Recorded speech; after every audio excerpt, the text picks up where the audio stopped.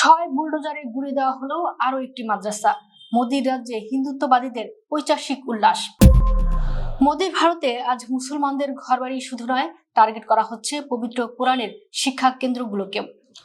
উত্তরপ্রদেশের মুখ্যমন্ত্রী যোগী আদিত্যনাথের কুখ্যাত বুলডোজার সন্ত্রাস আজ আক্ষরিক অর্থেই ইসলামী শিক্ষার উপর এক ভয়ঙ্কর ধ্বংসলীলা চালিয়েছে।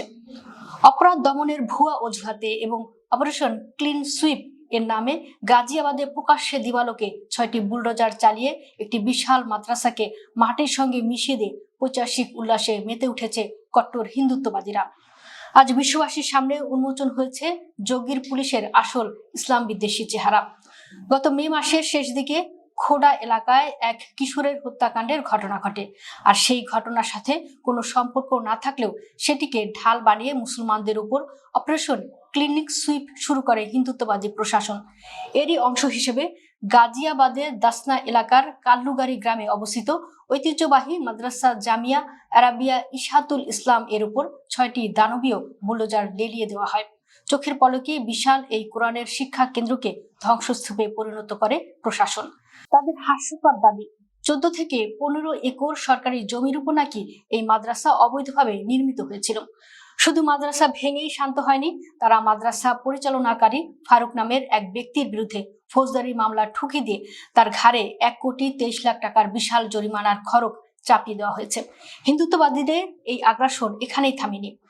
গাজিয়াবাদের কানাওয়ানি ও লোনি এলাকায় অবস্থিত মাদ্রাসা জামিয়া খুলাফা এ রাশিদিন এবং মাদ্রাসা ইসলামিয়া কাশিফুল উলুমের মতো প্রতিষ্ঠানগুলোতেও তালা ঝুলিয়ে দিয়েছে জেলা সংখ্যালঘু কল্যাণ বিভাগ। প্রশাসনের চরম খোরা ও উদ্দেশ্য প্রণোদিত যুক্তি হলো, এই মাদ্রাসাগুলোর নাকি ফায়ার সার্ভিস বা বিদ্যুৎ বিভাগের ছাড়পত্র নেই।